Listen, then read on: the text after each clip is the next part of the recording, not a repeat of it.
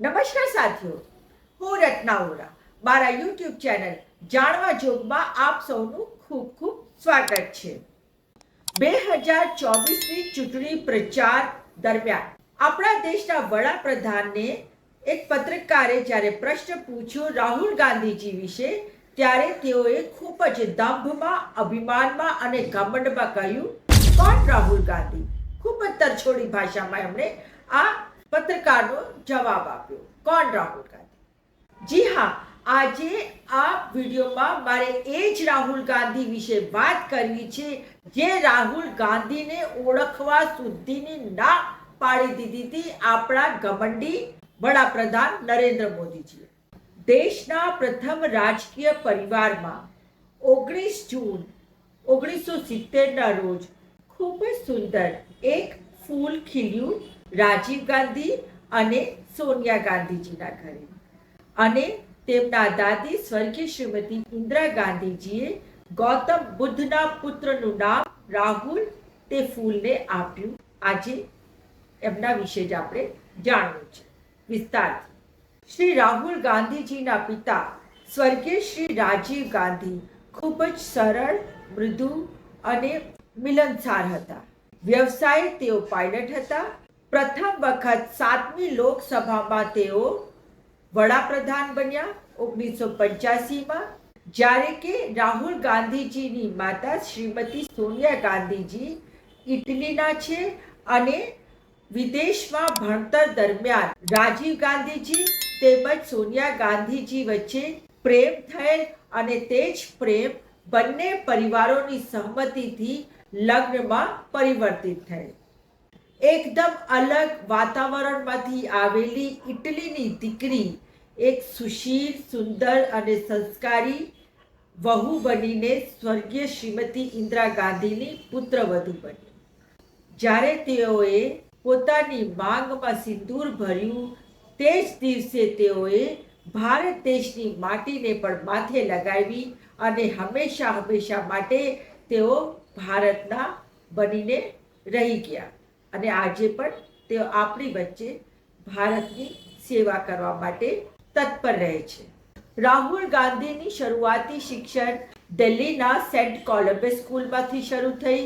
ત્યારબાદ તેઓ દહેરાદૂનની દૂન સ્કૂલમાં ભણવા ગયા અને કોલેજમાં તેઓ દિલ્હી યુનિવર્સિટીની સેન્ટ સ્ટીફન કોલેજમાં એડમિશન લીધું. પરંતુ સુરક્ષાના ચલતે તેઓને વિદેશ મોકલી દેવામાં આવ્યા અને વિદેશમાં USA ફ્લોરિડાની રોલિન્સ કોલેજમાં તેઓએ અભ્યાસ કર્યો અને ત્યારબાદ કેમ્બ્રિજ યુનિવર્સિટીમાં તેઓએ એમફિલ સુધીનો અભ્યાસ કર્યો. નાની ઉંમરમાં રાહુલ ગાંધીજીએ તેમની દાદી શ્રીમતી ઇન્દિરા ગાંધી તેમજ તેમના પિતા સ્વર્ગીય શ્રી રાજીવ ગાંધીને દેશ માટે કુરબાન થતા જોયા છે. તે સમયની દુઃખ, પીડા અને વેદના તેઓએ સહન કરી છે. 2004માં 14મી લોકસભામાં રાહુલ ગાંધીજી પ્રથમ વખત સાંસદ બનીને સંસદમાં આવ્યા. ત્યારે યુપીએની સરકાર હતી અને જો સોનિયા ગાંધી ધારત તો તેઓ વડાપ્રધાન બની શક્યા હોત અને તેમને વડાપ્રધાનનું સંસદીય દળની બેઠકે મેન્ડેટ પણ આપ્યું હતું. પરંતુ ના તો સોનિયા ગાંધી પોતે વડાપ્રધાન બન્યા અને ના જ તેમણે રાહુલ ગાંધીજીને વડાપ્રધાન બનાવવા માટેની કોઈ પેરવી કરી.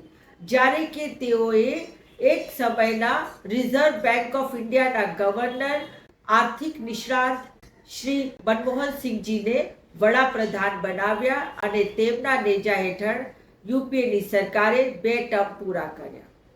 જ્યારે રાહુલ ગાંધીજી કોંગ્રેસના પ્રમુખ હતા ત્યારે એમની આગેવાનીમાં 2014 અને 2019ની લોકસભાની ચૂંટણી તેમજ અન્ય રાજ્યોની ચૂંટણી લડવામાં આવી અને ત્યારે 2014માં ખૂબ જ ખરાબ દેખાવ, એટલે કે ફક્ત 44 બેઠકો સાથે, જ્યારે કે 2019માં 52 બેઠકો સાથે કોંગ્રેસે ખૂબ જ ખરાબ દેખાવ કર્યો અને તેના ચલતે રાહુલ ગાંધીજીએ પોતાનું રાજીનામું આપી દીધું.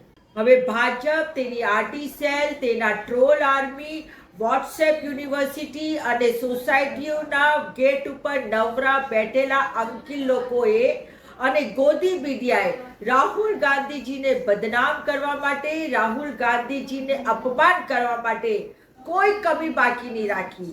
કેટલાય તો મીમ્સ, કેટલાય કાર્ટૂન, કેટલાય ખોટા ખોટા સંબોધનોથી તેમને સંબોધિત કરવામાં આવ્યા.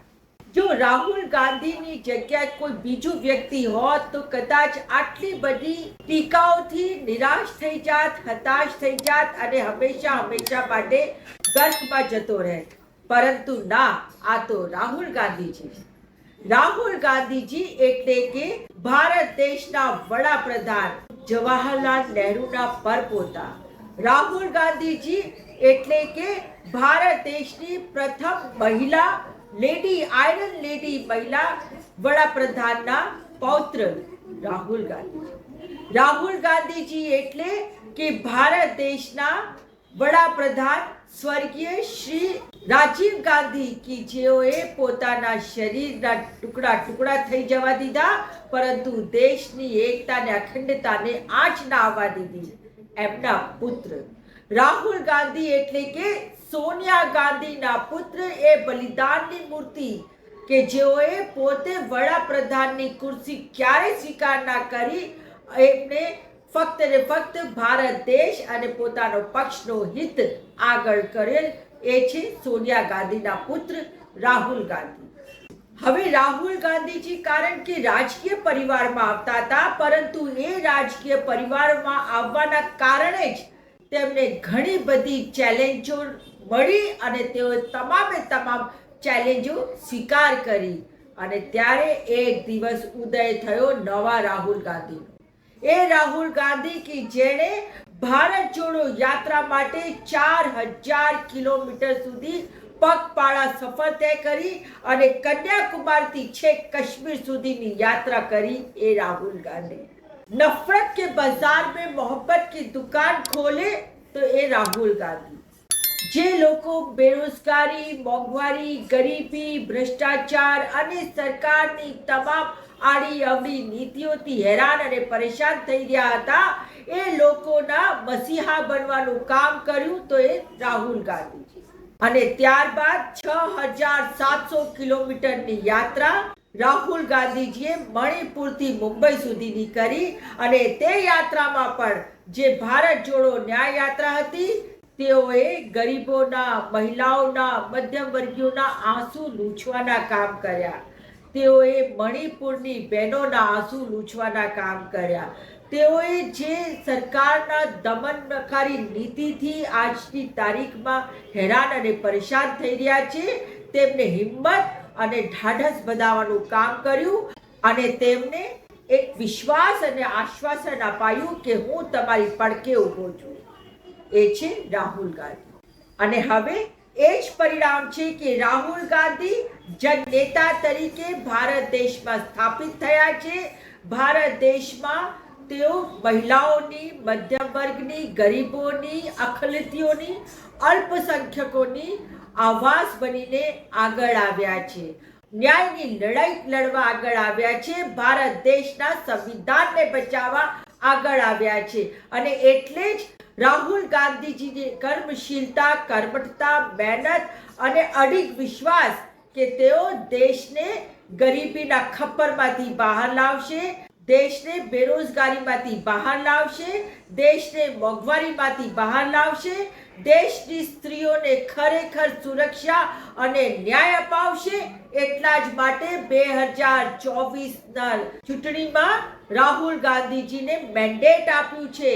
પ્રજાએ રાહુલ ગાંધીને નરેન્દ્ર મોદીના કાન ઉમેટવા માટેનું મેન્ડેટ આપ્યું છે. અને આ જ રાહુલ ગાંધી આજે ભારત દેશમાં આપણી લોકસભામાં વિરોધ પક્ષના નેતા બન્યા છે.